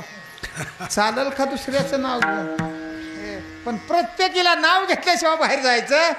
आणि तिच्यावर नंबर आला. ती घर मालकीन म्हणली, ताई नाव घेतल्याशिवाय बाहेर जायचं नाही. हातातला माईक बळ तिच्या हातात दिला. तिनं सांगितलं, पांडुरंगाच्या मंदिराला सोन्याचा कळस. आणि आजपर्यंत त्यांचं नाव घ्यायला मला कधीच नाही आला. रोज आणतोय, रोज उन्ही थाय मला मारतोय. पण परिणामात काय बघा ना तुम्ही. ज्ञानेश्वरीची ओवी सांगू का? औषधाची कडवटपणी जैशी अमृताची पुरवणी, ते हाच नदिशे परिगुणी प्रगट होय. साधू संत कडू बोलून बघतात, पण त्या कडूपणात तुमच्याच्या भांडण नाहीये. त्या कडूपणात तुमच्या मनाचा बदल होणार आहे. रोग झालेला माणूस दवाखान्यात जातो, डॉक्टर तपासून म्हणतो डाव्या हाताची बाहेर घ्यावर. तो पेशंट डॉक्टरनं इंजेक्शन मध्ये औषध पाटली तर बरंच तर ते पेशंट बघते ना. आणि बाहेर करा म्हटलं की हात डॉक्टरच्या ताब्यात देतून तिकडं बघतो.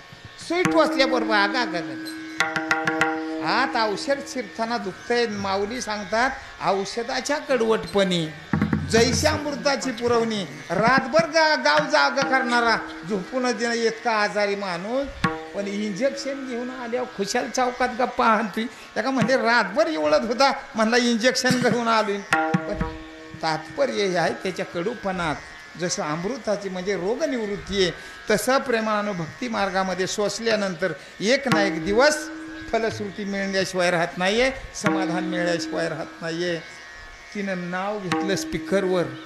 ही बेवडं चौकात बसलं होतं आणि त्यानं स्पीकरवर घेतलेलं नाव त्यानं ऐकलं. ती मनाला म्हणते, लग्न झाल्यापासून एकही दिवस बायकोचं दुःख चुकावलं नाही, तिला मारताना राहिलो नाहीये. इतकं करून सुद्धा जर माझंच नाव घेतीया, मी स्वतः कानानं ऐकलं माझं नाव घेतीये. आज मला कळलं ती माझी आहे, ती माझी आहे. बरं, ती बिचारं बेवडं चौकातनं घराकडं, ही बारशावनं घराकडं, अंगणातच गाठ पाडली, कडकडून तिला मिठी मारली. म्हणतोय कसं, मला वाटत नव्हतं तू माझं नाव घेशील. ह्या कानानं ऐकलं ग, एवढा त्रास दिला तरी जर ती तू माझंच नाव घेतलंय, मी प्रत्यक्षात ऐकलंय. संपलं तुझं दुःख. आजपासनं रक्ताचं पाणी करील, हाडाची काडं करील, पण इथून पुढं एकही इच्छा तुझी अपूर्ण ठेवणार. सांगा, ही सोसलेल्याचं फळ आहे का काय? साधू संतांनी सोसलं, त्यांना खूप त्रास दिला. आज माणसं आम्हाला म्हणतात, आपण काय जेवायला करायचं, झोपायला गाद्या, त्यांना बारदाना नवं. अरे भिकसुद्धा लोकांनी वाढली ना, एवढा छळ केला लोकांनी. आणि आज सोसल्यामुळं तीच माणसं ज्ञानोबा तुकोबारायांच्या संगतीमध्ये पंढरपुरापर्यंत जातात. तात्पर्य हे आहे, तुमच्या मनाच्या इच्छा पूर्ण करायच्या जर असेल ना, काय करावी साधन, साधन काय करावी साधन, काय करावी काय करावी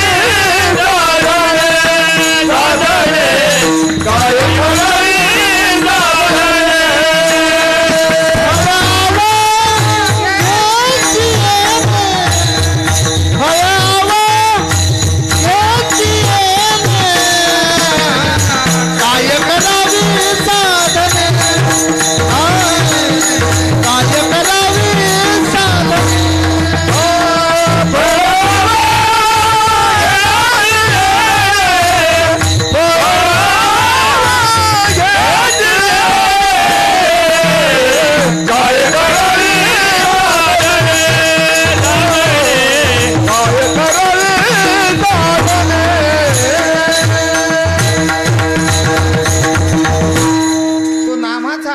मानी आहे, तो प्रेमाचा भुकेला आहे, त्याचं नामस्मरण केला, फक्त गळ्यात माळ घालून खरा, त्याचं होऊन खरा. माणसं म्हणली माळ घालावीच लागल वय, नसली तर नाही चालायची वय. कसं चाल, घातलीच पाहिजे, नसले तर चालणार. आपल्या मुलासाठी मुलगी बघायला आपण गेलो 10-5 माणसं. मुलगी एवढी सुंदर होती, 500 मुलीत निवडून निघायची, इतकी सुंदर देखणी मुलगी. पण आई वडील मजुरी करून प्रपंच करत होती. बघाय गेलेला पोरगा चुलत भावाला म्हणला आमच्या अण्णाला काकाला सांगा, काही नाही दिलं तर चाललं, करून घेऊ, पण केली तर इतकी देखणी मुलगी. आता मुलाच्याच मनात आहे म्हणून मुलीचं चुलत वडील म्हणले, हे बघा तुमची परिस्थिती नाजूक असलं ना, तुम्ही 1 रुपया खर्चू नका, आम्ही मुलीला करून घेणार. ठरलं ना लग्न, पुरणपोळ्याचा स्वयंपाक चाललेला आहे, माणसं गप्पा मारीत बाहेरच्या बाजूला बसलेले आहेत. तेवढ्यात एक जण म्हणला, मुली इकडे, लग्न तर जमलंय ना, तुझ्या काय आवडी निवडी असतील तर सांग. ती मुलगी म्हणती, बरं झालं विचारलं म्हणून आता सांगती, लग्न तर जमलंय, पोळ्या होत्या, त्या पोळ्या होणार, लग्नाची तारीख ठरणार, ठरलेल्या तारखेला लग्न होणार, मी माहेरातनं तुमच्या गावाला नांदायला येणार, सगळ्या घरादाराच्या आवडीनिवडीचा स्वयंपाक करणार, सगळ्यांचं मनपूर्वक मागं मोहरं सगळं बघणार.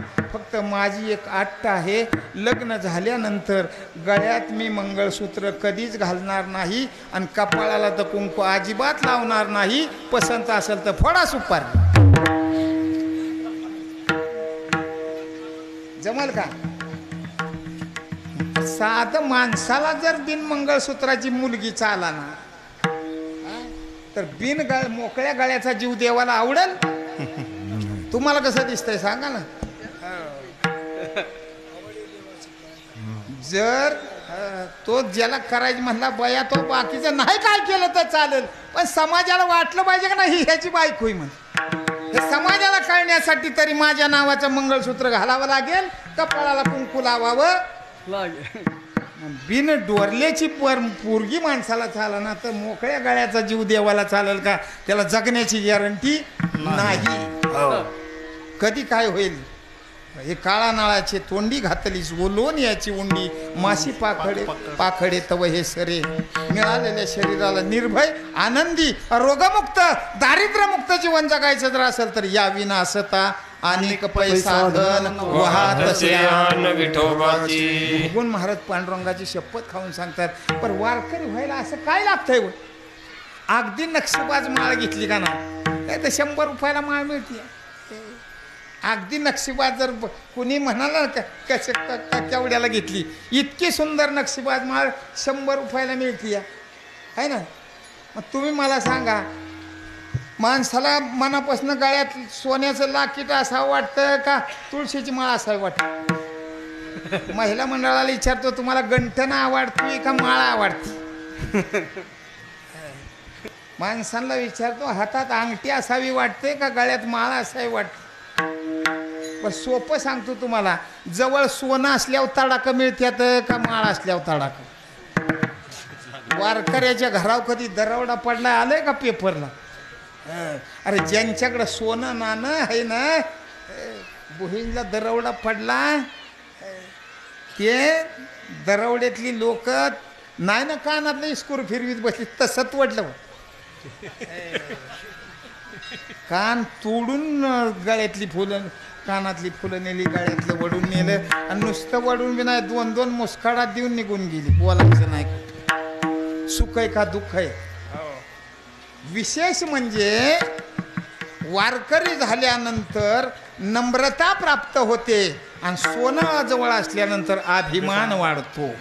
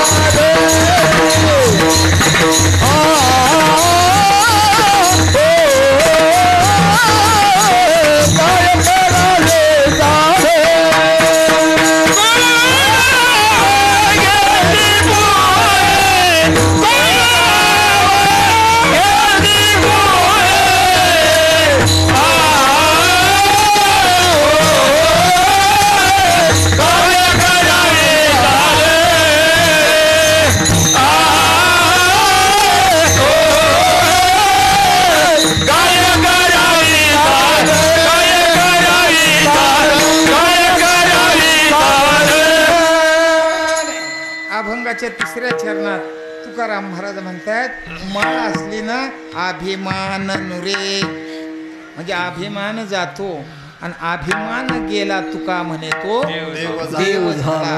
त्याच्या वाचेत निघणारा प्रत्येक शब्द देव खरा केल्याशिवाय राहत. म्हणून ज्ञानेश्वरीमध्ये उभी आली. तो अभिमान, तो अहंकार गोरगरिबाला होत नाही. ज्याच्या गळ्यातला किट, ज्याच्या बोटात अंगठ्या, त्याला असं वाटतं आपल्यासारखं कोणी नाही. आणि ज्ञानेश्वरीतली ओवी नवल अहंकाराची कोठी, विशेषण न लागे अज्ञाना गरीबाला होत नाही. पण स्वज्ञानाच्या झोंबे कंठी नाना संकटी नाच. तो अहंकार गोरगरिबाला होत नाही, भल्या भल्यांना होतो. आणि ज्याला अहंकार होतो ना त्याच्याच मानगुटी बसून त्याला तो दुःखदायी ठरतो. अभिमान गेलं ना त्याच्या मनातल्या इच्छा देव पूर्ण करतो. म्हणून माळ असावी. पण माळापेक्षा आपल्याला मोहनमाळ चांगली असते वाटते, गंठन चांगला वाटते, अंगठी बोटात असावी वाटते. घाला नका तुमच्या पैसे तुम्ही घालणार आहे, पण माणसात बसतं ना अंगठीचंच बोट पुढं असतं. असं करून चालणार नाही, असं अजिबात चालणार नाही. मी म्हणतोय असंच करावं लागेल. एकच बोट. इकडं बसलेली पंगत एक जणांना उठाव, नाही नाही इथं बसायचं नाही, तुम्ही इकडं बसा. माणसं पत्रवल्या हातात घेऊन इकडून इकडे बस. काय गरज बी नव्हती ना. एकाच्या लक्षात आलं त्यानं का माणसं उठवली. ह्याच्या हातात अंगठी दाखवतं या, पण त्याच्या दंडात होतं कडं सोन्याचं. माणसं इकडं बसून दिली आणि ह्यानं बाई मागं चालली नाही ना. मला तुम्ही होता तिथंच बसा. जेव्हा ती कडं बघितल्या तेव्हा माग हात बांधतोय. दावायचीच कशाला खोडे. आज दावायची माणसाला लय खोडे. एक माणूस बाजार दिवशी भाजीपाल्याकडे गेला, बोटात अंगठी. त्या भाजीवाल्याला म्हणतोय बटाटा कसं दिलं. म्हणले 30 रुपये किलो. मेथीची भाजी कशी दिली. म्हणले एक पिंडी घेतली तर 6 रुपयाला, जुडी घेतली तर 10 रुपयाला. एका बोटानं तू नक्की सांग ना बटाटा कसं देणार, भाजी कसं देणार. ती म्हणली हे बघा घ्यायचं असलं तर घ्या. सकाळ धरणं 35 बटाटे केलेत, पण आता 30 रुपये किलोला घेईल. भाजीची एक पिंडी घेतली ना तर 6 रुपयाला, जोडी घेतली तर 10 रुपयाला. आणि ती लागलं ती हलवायला. शेवटी नाहीला जाणं भाजीनं भालीवालीनं म्हणला वाटलं ह्याला घ्यायचं नाही. म्हणजे घेणं ना देणं कशाला हातानं माल खराब करताय. माझा संध्याकाळपर्यंत खपला पाहिजे का नाही माल. ती म्हणते तू माझ्या हाताला काय समजलीस. माझा हात लागल तो माल संपल असं तुला वाटतंय का. खपणार नाही असं वाटतंय. अगं ह्या हाताची किंमत तुला काय माहिती. किंवा हात जिथं लागतो तिथं मागं काय राहत नाही. घरची 15 एकर ह्या हातानं घालावली. आणि ह्यो हात लागल्यावर तुझं भाजीनं बटाटा खपायचं राहत्याल. नक्की कसं देणार. भाजीवालीच्या लक्षात आलं थोडं ह्याला काही घ्यायचं नाही. पण ही बोटातली अंगठी दावते. आता मला मी कौतुकानं सांगतो, आपण शेतकरी समाजातली माणसं, आपण भाजी पिकवतोय आणि उपटून बाजारला निलावाला नेतोय. 100 रुपयाला गाठवड अख्खा निलावाला देऊन येतोय.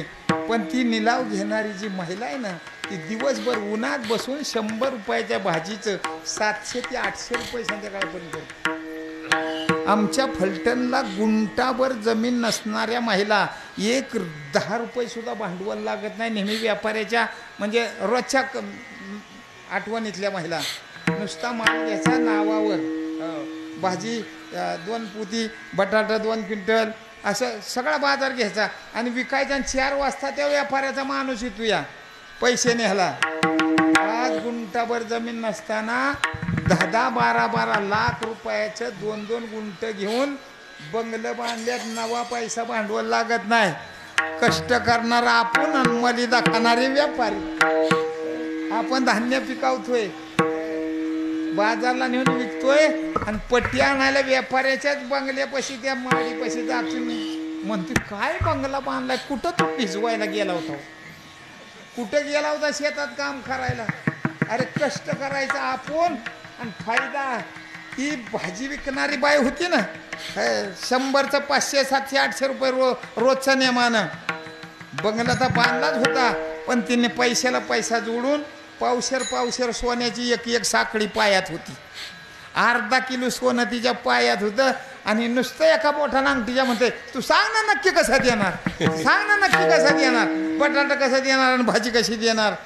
बाईनं ओळखलं ह्याला घ्यायचं नाही, पण ही सोनं दाखवते ना.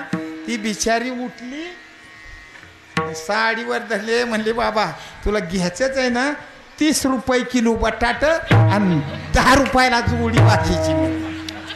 आणि जेव्हा रट्ट्या साखळ्या बघितल्या त्या तेव्हा फुडल्या दुकानावर निघाला. फजिती का काय, ही फजिती होऊ नये, अहंकार जावा त्याच्यासाठी तुळशीची माळ घाला. मग अहंकार जाईल आणि तो जीव देवाला आवडता राहील. त्याच्या तोंडात निघणारा शब्द तुम्ही जे जे करू म्हणाल आपोआप सिद्धी पावेल. वांछितही पुरेल मानसीचे. त्रास नाही माळला, त्रास नाहीये. तुम्हाला सांगतो कसलेही अडचण येऊ द्या. आता आम्ही रातच्या 12 नंतर आमचा प्रवास चालू होतोय. कीर्तन संपल्यावर ताकद नाही कुणाला अडवायची. आणि जर 5-6 गाड्या चोरठ्यानं अडवलं ना, कपाळाला गंधन माळ दिसली का नाही, बुवा म्हणतात रामकृष्ण हरी जावा जावा. तुमच्यापाशी जर आणि घडीभर बोलत बसलो ना तर आणलेले 10-5 तुम्हाला द्यावं लागतं. आम्ही सदैव सोडके जवळ येतात चोर धाके. भीतीच नाही. निर्भय जीवन जगण्याचा अधिकार आहे. आणि दुःख देण्याचा अधिकार म्हणजे सोन्या नाण्यात जीव गुंतणं, त्याची भरमसाठ वाढ करणं. त्रास होतो बरं, त्रास होतो बरं. माणसाला कळा ना. एक वारकऱ्याची महिला म्हणायची मालकाला, हो का ताईसाहेबानं गंठन केला, प्रत्येक सीझनला चप्पल हार केला, मला तुम्ही काहीतरी खरा. लग्न झाल्यापासून 2 महिन्यात 3रा मणीवन आहे तुम्ही घेतला, काहीतरी खरा. मालक म्हणला हे पंढरपूरला गेलो का नाही, सुंदर नक्षीबाज माळ. हो म्हणले त्याच्याशिवाय काय आटलंय, माळा आणतो. 2 महिन्यात भर नाही 3री टाकली, माळा आणतो. तिला वाटलं मालक काय डाग करणार नाही. सराईच्या टायमाला ते बिचारी घरचं काम धंदा उरकून दुसऱ्याच्या मजुरीला जायची. 300 रुपये रोज, महिनाभर उन्हातानाचं घाम गाळून काम केलं. किती पैसे आलं, 9,000. गेले ना बारामतीला चंदू काकाच्या दुकानात. आता सोनं गेलं 1 लाखावर, 9,000चं टमकी कुठं वाजवायची. पण ती बाई इतकी बोळी नव्हती. गेली म्हणली काका तुमच्याकडे ती बेंटेक्सचं दागिना आहेत का, म्हणजे सोन्याचं पॉलिश केलं, लोखंडाचंच असतं पण त्याला पॉलिश केलं. म्हणले आहेत ना, बघू म्हणले. मोहनमाळ दाखवा. मोहनमाळ दाखवली. म्हणले केवढ्याला आहे, तर म्हणले 550 रुपयाला. गळ्यातच घातली. चप्पल हार दाखवा. चप्पल हार केवढ्याला, म्हणले 900 रुपयाला. गळ्यातच घातला. बघ काय म्हणते ते, पुतळ्याची माळ गळ्यातच घातली. म्हणले मोठी बघून फुलं दाखवा. मोठी फुलं कानात घातली. त्याला खाली लोंबतं, त्याला काय म्हणते झुबं, काय म्हणले मोठं झुबं दाखवा. ती झुबं बी घातलं, पण फुलं घातली, झुबं घातलं. आणि ती काय म्हणले का अडकावते ती काय याल म्हणली ती याल बी द्या. अहो 9,000 होतं ना, 8,000आतच पिवळ्या हाडोळ बाय झाली. भरपूर सोनं गाळ्यात पिवळा हाडूळ गाळा झाला. आणि भाजीच्या बाजारात गेली. भाजी घेत असताना 2-3 टग्यानं बघितला, का इतकं सोनं. आई तर साधी दिसते, इतकं सोनं. जिथं जाईल ना तिथं ती 2-3 गडी मागं लागलं. तिच्या लक्षात आलं थोडा ही जाईल तिथं मागं लागल्यात. हो, तिनं बिगी बिगी भाजी घेतली आणि एसटी स्टँडवर आली. 3 गडी मागं आहेतच. ज्या एसटीत बसली ना त्याच एसटीत हे तिघं बी बसलं. ज्या गावचं तिनं तिकीट काढलं त्याच गावचं ह्या तिघांनी तिकीट काढलं. पण तिचं नशीबच दुर्दैव म्हणावं लागल. गावापासून 1 किलोमीटर अलीकडं रानात वस्ती होती घर बांधलेली. आणि त्या वस्तीवरती महिला उतरली. आणि ती उतरल्यावर 3ही गडी मागं उतरली. लगबगीनं घरापाशी गेली, कुलूप काढलं. गड्यांना वाटलं आपलं काम झालं. फत्ते झाला. आता वराडली तरी गाव कोसभर लांब आहे. आत गेल्या पिशव्या ठेवल्याबरोबर गडी म्हणतात मावशी पाणी देता का. तिघाला 3 तांबे भरून दिलं आणि म्हणली काढा काळा गाळ्यातलं. ए बाबानं म्हणली आजच की आणले. आता चोरांना नाही म्हणून चालतं का. नाही बाबा म्हणली. तिघांनी 2-2 कानाखाली वाजवल्या. हाल काढ म्हणजे गळ्यातलं काढून घेतलं, कानातलं वडून घेतलं पुन्हा 2-2 मुसकाडी ही तोंड सुजलंय, रक्ता बोंबळ तोंड झाली, गडी सडकाला लागलं. तिला बी राग आला. महिनाभर रक्त जाळून कमावलं, पण मुडद्यांनी नेलं. न्या म्हणले, न्या नाही खरे अस्वान्याचं.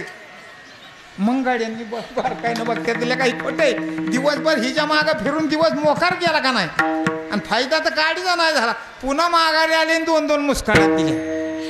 सुख आहे का दुःख आहे? हे दुःख जर भोगायचं असेल, निर्मळ जीवन जगायचं जर असेल, वारकरी व्हा, काय करावी साधने फळावगे. हे साधू संतांना कळालं. सोने मोती आम्हा मृत्युके समान, एकच आमचा एक धरीला चित्ती, आम्ही रखुमाईचा पती. तुका म्हणे डोळा,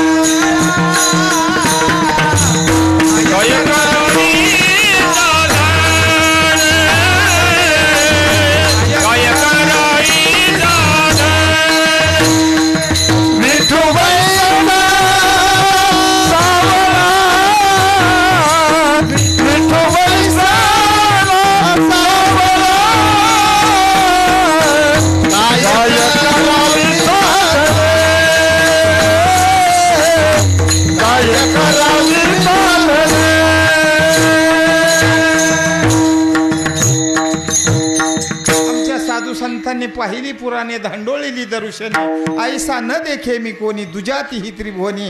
त्रिभुवनातले सगळे तीर्थस्थळ बघितली, सगळे देव तपासले. कोण देणार आहे, देण्यामध्ये उदार आहे, कोण गेल्यानंतर रिकाम्या हाताने पाठवत नाही. त्यांच्या दृष्टीला एक आला, ते हे ब्रह्म विटेवरी आहे चंद्रभागेतली. म्हणून कुणी कुठेही जा, हा एक धरीला चित्ते आम्ही रखुमाईचा पती. रात्रंदिवस विठोबा रखुमाई, जय जय जय जय जय विठोबा रखुमाई, विठोबा रखुमाई, विठोबा रखुमाई, विठोबा रखुमाई.